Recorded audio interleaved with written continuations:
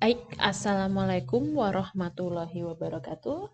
Selamat pagi, selamat datang kembali di video mata kuliah pengauditan. Baik, pada video ini kita akan mulai membahas secara lebih detail tentang mengenai berbagai tahapan audit.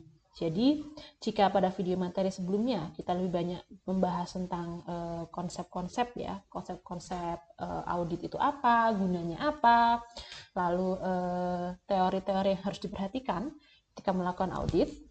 Nah, pembahasan video ini mulai lebih aplikatif ya. Jadi kita akan membahas secara urut mengenai bagaimana toh pelaksanaan audit itu. Nah, untuk video kali ini kita akan memulai dari tahapan audit yang pertama, yaitu ketika auditor melakukan kegiatan yang terkait dengan penerimaan penugasan. Baik, kita review sekilas tentang apa saja sih tahapan yang harus dilakukan auditor ketika seorang auditor atau akuntan publik memberikan jasa audit laporan keuangan. Baik, jadi ketika kita bicara tentang audit laporan keuangan, tentu pertama adalah auditor harus sepakat atau menerima penugasan yang diberikan oleh kliennya, yaitu perusahaan yang akan diaudit.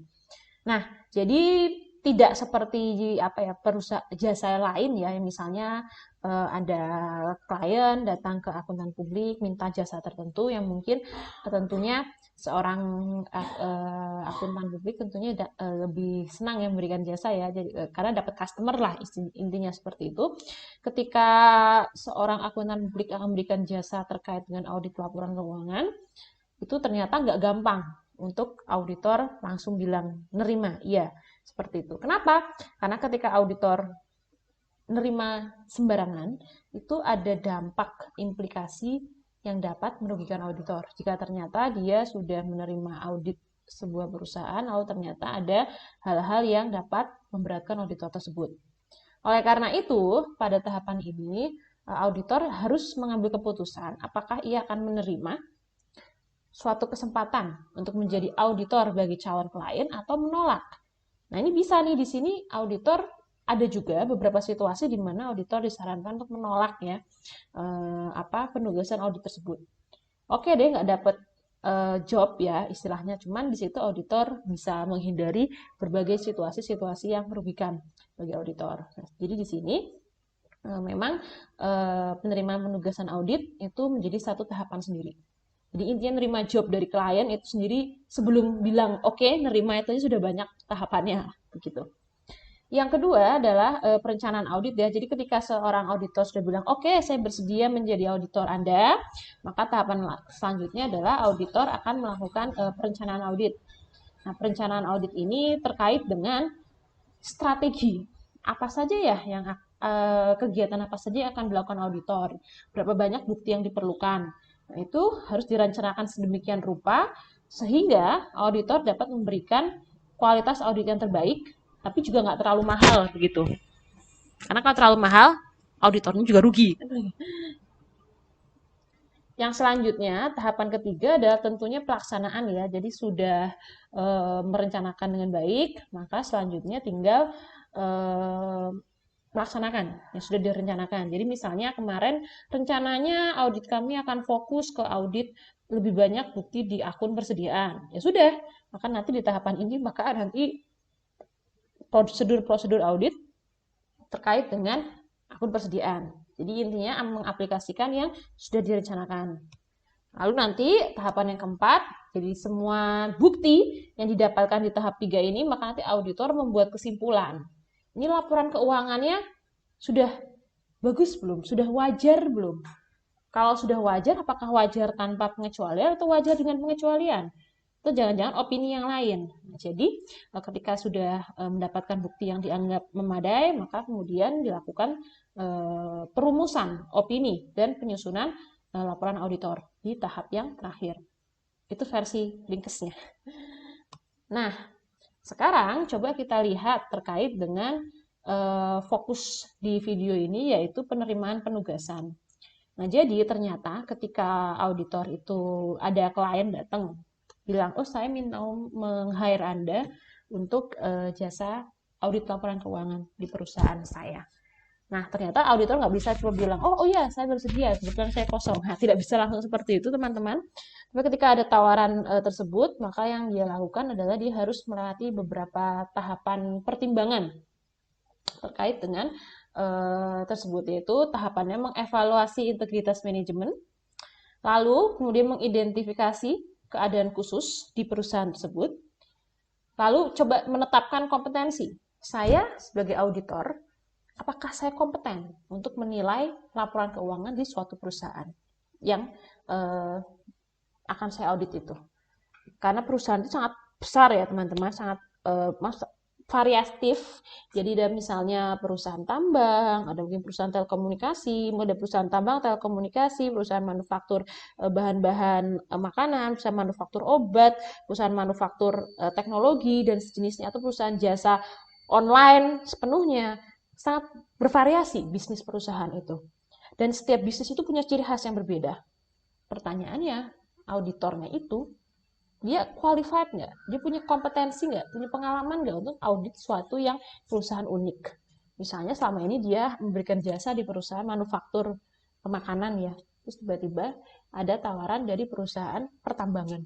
Itu beda banget jenis karakter bisnisnya. Jadi apakah auditor itu kompeten untuk melakukan audit itu? Itu harus dipertimbangkan. Mengevaluasi independensi.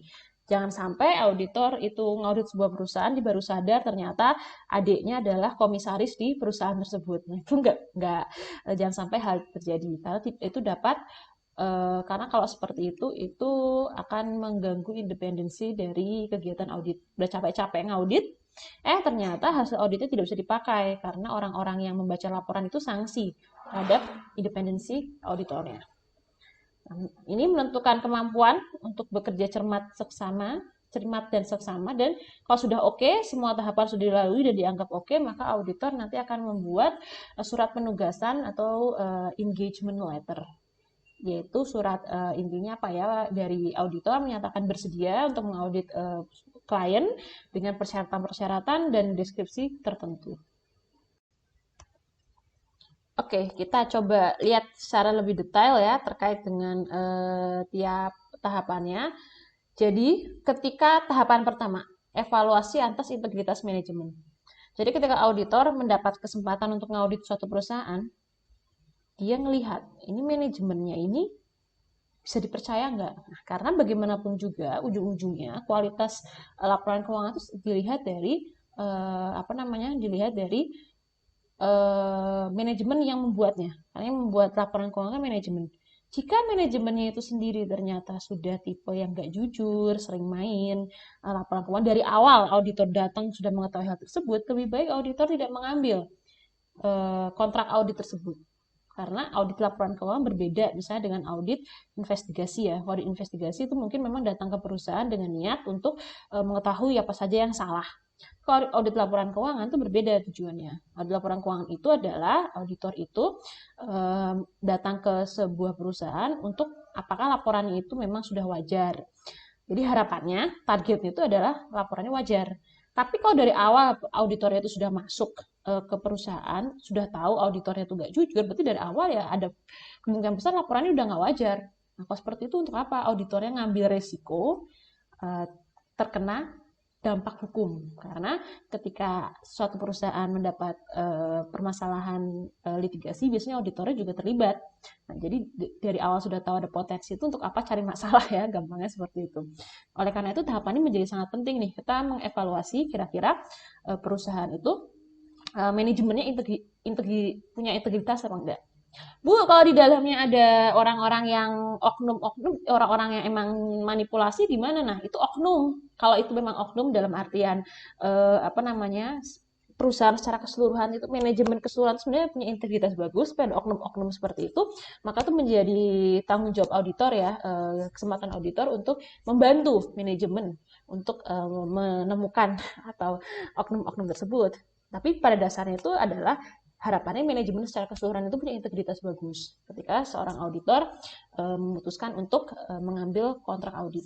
Kalau dari awal masuk manajemennya secara keseluruhan sudah dipertanyakan, ya nggak usah ngambil resiko lah, intinya seperti itu. Nah, pertanyaannya, bagaimana auditor itu bisa tahu bahwa manajemen itu punya integritas yang bagus? Ada beberapa langkah yang bisa dilakukan. Yang pertama, kalau ini pertama kali ya auditor itu ngaudit perusahaan tersebut, tentunya dia baru pertama kali ya ngaudit perusahaan tersebut. Jika perusahaan tersebut sudah pernah diaudit sebelumnya, maka auditor wajib nih, bukan cuma ini ya, auditor wajib untuk mengkontak auditor yang terdahulu. Mengkontak auditor terdahulu untuk meminta informasi terkait dengan perusahaan yang diaudit. Itu ada prosedurnya sendiri dan memang merupakan suatu keharusan. Nah, itu yang pertama. Yang kedua, auditor juga dapat mengajukan surat atau bertanya kepada pihak-pihak ketiga yang berinteraksi secara intensif dengan perusahaan calon klien auditor. Misalnya, penasihat hukum, pengacaranya perusahaan, penasihat hukum perusahaan, lalu bankir, jadi bank di mana perusahaan itu mungkin memiliki banyak rekening, atau perusahaan di mana perusahaan itu meminjam uang. Nah, itu bisa diajukan pertanyaan kepada pihak ketiga yang seperti itu. Selanjutnya adalah mencari informasi dari sumber lain, misalnya membaca majalah, surat kabar, informasi di website, reputasi perusahaan, di koran, apakah ada berita-berita yang tidak enak atau berita-berita yang bagus semua, customer apakah pernah ada banyak komplain, karyawan, mantan karyawan, bagaimana hubungannya dengan perusahaan. Itu salah satu indikasi yang cukup kuat dalam memberikan bukti tentang bagaimana sih integritas manajemen secara keseluruhan. Ya, tadi tahap pertama sudah ya, integritas manajemen. Yang kedua adalah, mengidentifikasi keadaan khusus, keadaan khusus dan resiko tidak biasa di suatu perusahaan. Nah, jadi misalnya ada nggak situasi khusus di perusahaan itu atau industri itu ya, misalnya industri otomotif, industri makanan. Jadi adakah situasi khusus di industri perusahaan itu atau situasi khusus di perusahaan tersebut yang harus diperhatikan oleh auditor? Misalnya, apakah ketika auditor akan mengaudit itu ada pemakai laporan keuangan auditan tambahan? Maksudnya gimana? Maksudnya gini, misalnya auditornya datang, perusahaan datang ke auditor. Mohon maaf, ini untuk laporan auditnya kami minta ini tidak hanya untuk shareholders, tapi juga kami misalnya minta untuk customers karena apa-apa misalnya. Oh, berarti laporan keuangan, laporan auditor itu by default itu untuk shareholders. Tapi misalnya ada untuk pihak-pihak lain itu misalnya request khusus dari klien. Maka auditor harus mempertimbangkan kira-kira dia oke nggak dengan request khusus ini. Karena kalau oke berarti mungkin ada laporan tambahan yang harus dibuat oleh auditor. Lalu memperhatikan adanya perusahaan tempat saya ngaudit ini ada persoalan hukum nggak? Terus stabilitas keuangannya gimana ya? Industri misalnya saya akan ada perusahaan otomotif. Kondisi perusahaan otomotif ini tuh stabil, gonjang-ganjing atau fluktuatif. Nah, itu harus diketahui oleh auditor sebelum dia bilang, oke, saya mau jadi auditor perusahaan. Itu harus diketahui. Dan juga kalau ada kondisi hukum, situasi hukum, misalnya ternyata perusahaan itu sedang menghadapi tuntutan hukum besar karena misalnya salah satu produk utamanya dia itu ternyata misalnya dianggap patent infringement ya, jadi dianggap melanggar hak paten perusahaan lain misalnya. Nah, itu perlu dia ketahui karena mungkin akan berdampak terhadap risiko litigasi auditor. Risiko litigasi itu gimana Bu maksudnya? Risiko litigasi itu berarti ada kemungkinankah auditor terdampak masalah hukum dari kliennya dia gitu. Lalu kemudian mengevaluasi auditabilitas perusahaan klien. Jadi dia lihat perusahaan saya ini bisa diaudit atau enggak kayak gitu ya. Ada situasi di mana perusahaan itu ternyata dia nggak bisa diaudit gitu. Jadi manajemennya itu integritasnya bagus, dia tolong diaudit. Oke, perusahaan ada laporan keuangan. Tapi cuma laporan keuangan, tapi bukti-bukti penunjangnya nggak ada. Ternyata laporan keuangan itu misalnya buktinya tidak ada karena mungkin ya entahlah dari mana manajemen menghasilkan informasi tersebut, atau mungkin bukti-bukti dianggap tidak valid, banyak nilai-nilainya itu estimasi-estimasi semua, bukan nilai kenyataan. Nah, kalau seperti itu nggak bisa diaudit dong. Jadi kalau seperti itu mungkin auditor lebih baik menolak ya. Kalau misalnya situasinya cukup signifikan, mungkin auditor bisa menolak. Jadi di tahapan ini auditor ngecek kondisi perusahaan dan industri perusahaan. Kira-kira ada situasi-situasi khusus nggak yang mungkin berdampak bagi auditor? Oke, selanjutnya ada kita tadi bicara tentang ini ya. Coba kita lihat.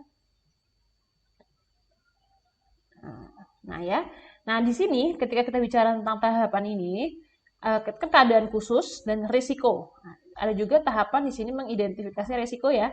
Jadi ketika kita ngaudit, maaf bukan audit, ketika kita masuk penerimaan penugasan, selain kita mengidentifikasi keadaan khusus perusahaan tersebut, ada juga kita identifikasi resiko lain, resiko resiko terhadap resiko perusahaan tersebut. Itu ada tahapan-tahapannya ya, ada berbagai macam tahapan yang bisa dilihat. Nah, saya nggak akan bahas secara detail karena nanti kita ada ini ya, ada khusus terkait ini. Tapi di sini saya fokus di dua aspek ya. Jadi ketika auditor akan menilai resiko suatu perusahaan, maka ada dua hal yang dapat dia lakukan, biasa dilakukan di tahapan ini, yaitu pemahaman tentang entitas dan lingkungannya. Jadi contohnya tadi kan di sini disebutkan ini ya. Nah, tadi ini. Nah, yang ini tadi kan tadi disebutkan ini ya, mengidentifikasi kondisi perusahaan. Jadi kita pengen tahu kondisi perusahaan secara spesifik yang perlu diketahui secara lebih dalam. Nah, gimana caranya kita tahu itu? Ini memperoleh pemahaman tentang entitas dan lingkungannya. Jadi ketika kita mau ngaudit suatu perusahaan, sebelum kita bilang oke, kita harus tahu dulu ini perusahaan itu perusahaan apa sih? Oke, dia perusahaan telekomunikasi misalnya. Tapi ternyata uang utamanya itu sumbernya dari mana? Apakah uang utamanya itu sumbernya dari TV kabel? Apakah pendapatan utamanya itu dari paket internet atau jangan-jangan dari telepon? Nah, misalnya ada suatu perusahaan, selama ini saya tahunya itu dia tuh perusahaan ini ya, jasa telekomunikasi yang operator HP. Saya tuh nggak tahu ternyata dia tuh nyewain jasa TV kabel misalnya. Ternyata dia tuh punya jasa TV kabel, tapi namanya itu bukan namanya ini ya perusahaannya ya, dia punya nama khusus ya. Oh, saya baru tahu. Nah, seperti itu. Jadi di tahapan ini auditor mendalami tentang kondisi perusahaan. Seperti apa bisnis perusahaan itu, strukturnya seperti apa, kondisi industrinya seperti apa. Nah, ini perlu diketahui lebih dalam. Lalu selanjutnya nanti prosedur analitis. Prosedur analitis itu auditor sekilas ngelihat laporan keuangan. Kira-kira ada isu apa di laporan keuangan itu yang perlu diperhatikan oleh auditor. Ini ya, pemahaman entitas dan lingkungannya.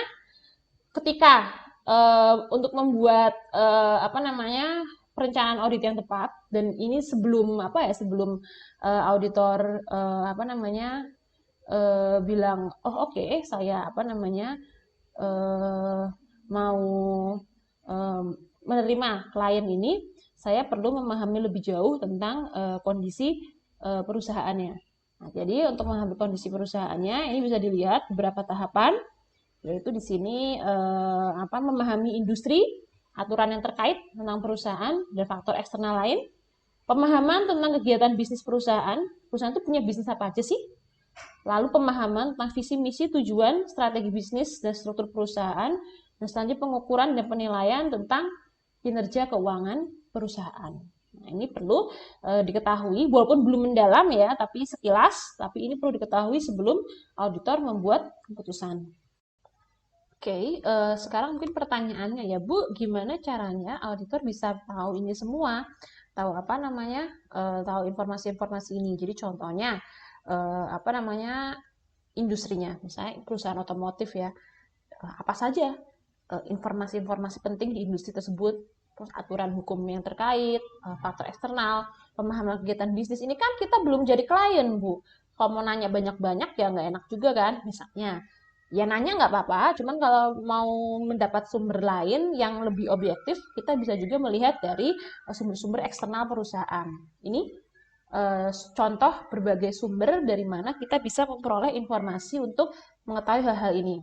Misalnya, pengalaman sebelumnya tentang entitas dan industrinya. Jadi, misalnya saya mau mengaudit perusahaan Z, ada sebuah perusahaan otomotif.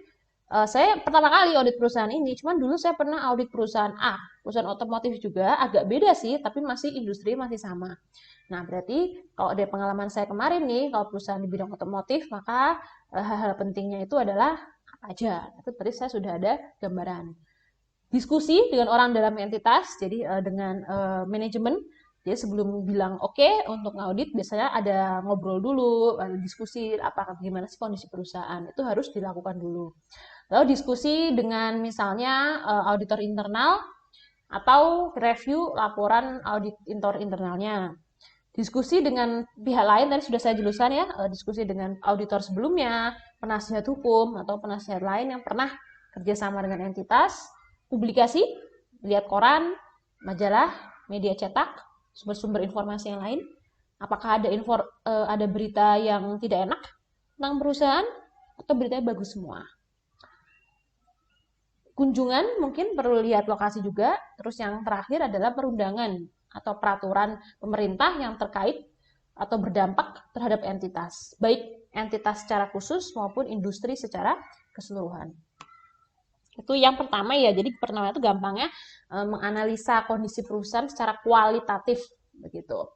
Nah, ini sekarang kita lihat kondisi perusahaan secara kuantitatif, kita lihat di laporan keuangannya. Kalau misalnya saya ngaudit laporan keuangan perusahaan ini, saya oke, kira-kira kira-kira permasalahan apa yang akan saya temui.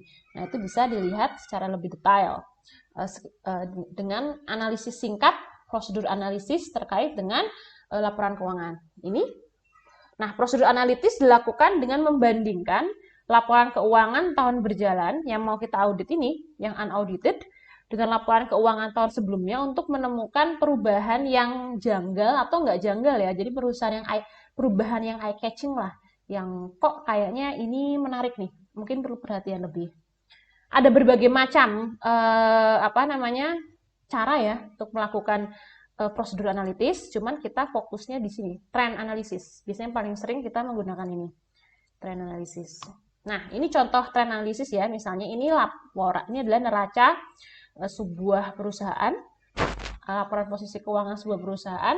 Kita diminta untuk mengaudit laporan keuangan tahun 2015. Kita bandingkan deh dengan data tahun 2014. Kita lihat, kita ngitung perubahan dari 2014 ke 2015.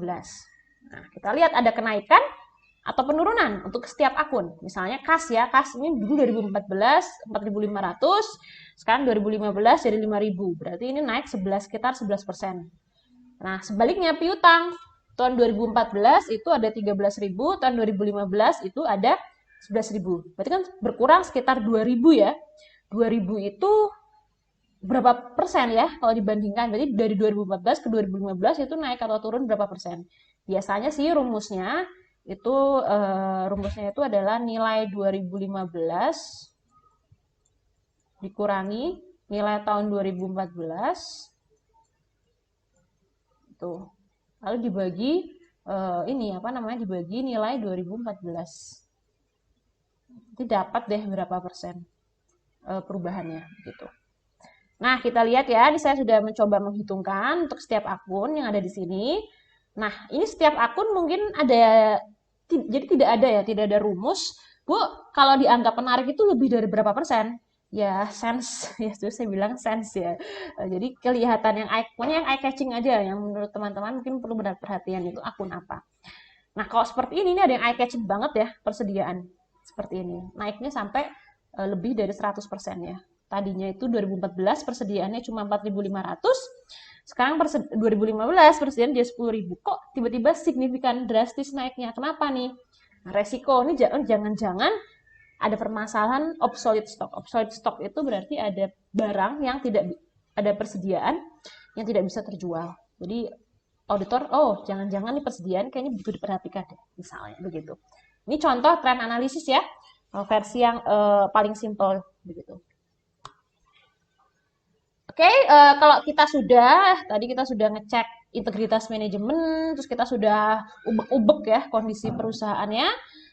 Nah, saya lihat manajemennya oke, integritasnya bagus, kondisi perusahaannya juga acceptable lah untuk saya ngaudit perusahaan ini. Pertanyaannya sekarang bolanya sudah bukan di perusahaan, sekarang bolanya di saya. Nah, atau auditor. Kira-kira auditor punya nggak kompetensi untuk ngaudit perusahaan ini? Ini ya beberapa hal yang perlu diperhatikan. Kalau untuk melaksanakan audit itu minimal biasanya terdiri jadi satu tim. Nah, tim itu harus terdiri dari ini ya, satu partner. Itu adalah yang bertanggung jawab terhadap seluruh penugasan. Signing partner, dia yang akan menandatangani laporan auditor. Kalau ada apa-apa, dia yang bertanggung jawab. Kasarnya seperti itu. Lalu setelah itu partner ada satu manajer, minimal satu. Kalau perusahaannya besar, bisa lebih dari satu. Satu manajer yang bertanggung jawab untuk koordinasi dan supervisi. Jadi manajer ini bisa dibilang dia dia itu penghubung antara bos partner dengan staff yang mengumpulkan bukti lapangan. Jadi manajer ini pihak yang penghubung ya, yang menghubungkan antara kebijakan yang di atas, yang partner dan manajemen, dan tim audit yang mengumpulkan bukti lapangan. Lalu minimal ada satu senior staff yang bertanggung jawab terhadap pelaksanaan pengambilan bukti lapangan. Jadi misalnya manajer sama partner sudah membuat program secara umum. Nah, nanti senior itu yang mengaplikasikan di lapangan. Kalau ada penyesuaian, itu juga di decisionnya senior. Misalnya ada penyesuaian bukti lapangan yang diperlukan, itu juga keputusannya dari senior. Dia bisa berkonsultasi ke manajer juga. Nah, lalu staff asisten. Nah, staff asisten ini yang mengerjakan prosedurnya. Jadi pengumpulan bukti lapangannya, vouching, ngirim surat, itu adalah staff asisten. Bu, senior emang nggak ngerjain, tapi biasanya senior ngerjain yang susah ya, yang butuh banyak pertimbangan, itu biasanya ngerjain senior. Kalau yang staff itu biasanya yang straightforward ya, yang tinggal ngecek dokumen, ngirim surat, yang hal seperti itu. Nah, ini minimal. Jadi minimal ada 4 ya, ada 4. Ini kalau perusahaannya kecil, saudara-saudara. Tapi kalau perusahaannya besar, itu bisa terjadi seniornya lebih dari 1. Ada 3, 4, manajernya mungkin 2, bahkan bisa sampai 2 misalnya, staffnya tentu lebih banyak. Nah, kan tinggal pertanyaannya, ketika auditor sudah mengetahui kondisi perusahaannya seperti ini. Dia lihat, sekarang bolanya sudah bukan di klien, bolanya di dia, di auditor. Ini saya punya orang nggak nih untuk ngelakuin audit ini? Nah, ini perusahaannya otomotif, perusahaannya tambang. Selama ini perusahaan saya itu perusahaan ini ya, manufaktur ini, manufaktur yang terkaitan dengan produk-produk rumah tangga. Misalnya, saya belum pernah audit sampai perusahaan tambang, mineral, energy companies, itu belum pernah. Kira-kira saya qualified nggak? Saya punya keahlian nggak? Ada orang nggak? Saya punya staff nggak untuk melakukan ini? Nah, itu perlu dipertimbangkan. Nah, selanjutnya ini, setelah itu dia bilang, oke, saya ada orang. Nah, terus dia pikir, ini saya butuh konsultan nggak? Misalnya perusahaannya adalah perusahaan tambang. Itu mungkin auditornya butuh konsultasi dengan misalnya appraisal atau misalnya insinyur tambang atau pihak-pihak lain. Nah, berapa banyak konsultan yang saya perlukan? Nah, itu berapa banyak konsultan yang saya perlukan, terus budgetnya masuk enggak? Misalnya, bukan budget, konsultan yang saya perlukan, lalu saya punya akses tidak ke konsultan tersebut, dan seterusnya. Perlu dipertimbangkan. Kalau dia memutuskan, oke, saya punya tim untuk melakukan audit ini, saya juga sudah melihat daftar konsultan yang saya perlukan, dan saya oke dengan daftar tersebut, maka lanjut ke tahapan selanjutnya. Harusnya dari awal sih ini, tapi ya biasanya ini ada tahapannya dan menilai independensi. Jadi auditor akan ngecek ada nggak hal-hal yang dapat mengganggu independensi auditor terhadap klien. Ya idealnya dari awal, tapi bisa juga di tahap di sini ya. Jadi dia akan ngecek eh, ada nggak anggota tim dia itu yang punya interaksi hubungan dekat dengan misalnya pejabat-pejabat di perusahaan klien.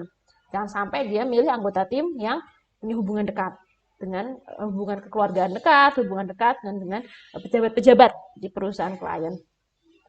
Nah, terus apa namanya dia lihat dia sendiri misalnya partnernya itu punya hubungan dekat nggak dengan perusahaan klien. Kalau cuma teman mungkin it's okay ya, karena sekarang kan kalau relasi dunia bisnis itu cenderung punya banyak relasi, tapi misalnya hubungan saudara atau sejenisnya itu perlu dihindari karena dapat mengganggu independensi auditor terhadap klien. Bu, tapi kan auditornya saya tetap objektif, saya teman dekat sama dia, saya saudara, tapi saya tetap objektif dalam melakukan audit. Ya itu memang sih auditornya tetap independen. Kan orang luar nggak tahu. Tapi orang luar kan bilang loh, kamu audit perusahaan ini. Tapi kan ini pemilik perusahaannya kan adik kamu. Kok kamu bisa yakin? Gimana saya bisa yakin laporan kamu ini bisa dipercaya? Saya aja kamu main perjanjian dengan adik kamu. Orang luar, ya luar bisa mempertanyakan kualitas audit yang kita lakukan. Jadi di tahapan ini menjadi penting untuk menjaga kualitas audit, hasil audit. Oke, ini menentukan kemampuan untuk melakukan audit dengan cermat dan seksama. Jadi di sini kalau tadi lebih ke staff ya, kompetensi staff, di sini perlu dilihat penjadwalan auditnya, waktunya masuk nggak? Waktunya masuk nggak? Apakah auditornya available? Seperti itu. Penaksiran kebutuhan waktu, auditornya bilang mungkin kami butuh 3 bulan. Deal nggak dengan klien? Klien bilang oh auditornya, oh saya mau masuk audit mulai Oktober, saya mau nyicil auditnya di Oktober. Tapi klien bilang, wah saya nggak bisa audit Oktober. Kalau awal Desember itu gimana? Sepakat nggak? Ketemu nggak penjadwalannya? Terus penaksiran kebutuhan waktunya. Misalnya 1 minggu, 2 minggu, 3 minggu, 1 bulan, 2 bulan. Nah kira-kira seperti itu gimana? Penaksiran kebutuhan waktu. Masuk nggak? Nah seperti itu yang perlu dipertemukan antara auditor dengan klien. Kalau sudah sepakat, maka dipilih, kemudian personilnya dipilih, anggota timnya. Kalau sudah, maka berarti sudah oke antara auditor dan klien. Auditor bilang oke, saya bersedia mengaudit perusahaanmu, maka nanti akan membuat surat penugasan atau engagement letter ya. Engagement letter itu beberapa setiap auditor beda, setiap KAP beda, tapi secara umum isinya seperti ini. Oke, jadi informasi-informasinya apa yang perjanjian biasanya sih isinya itu yang utama adalah tujuan auditnya, audit apa, di laporan keuangan, standar auditnya apa yang digunakan, kayak laporan auditor, sifat lingkup dan tanggung jawab audit, tanggung jawab manajemen memberikan representasi tertulis pada auditor, jadi kayak isi laporan auditor sebenarnya, plus ini dasar perhitungan fee auditornya. Apakah fee-nya itu fee langsung geplokan, ataukah fee-nya itu per jam, atau apa basis perhitungan pembayaran fee auditor dari klien. Itu ini yang masuk di surat penugasan atau engagement letter. Lalu ketegasan kesepakatan dengan klien. Hal-hal apa yang sudah didealkan antara auditor dengan klien itu perlu dimasukkan di surat penugasan. Oke, saya rasa seperti itu saja ya gambaran sekilasnya. Untuk video ini terutama fokusnya adalah saya mungkin lebih ke memahami kondisi klien ya. Teman-teman silakan bisa mengerjakan aktivitas yang tersedia terkait dengan pemahaman kondisi klien. Terima kasih. Akhir kata, wassalamualaikum warahmatullahi wabarakatuh.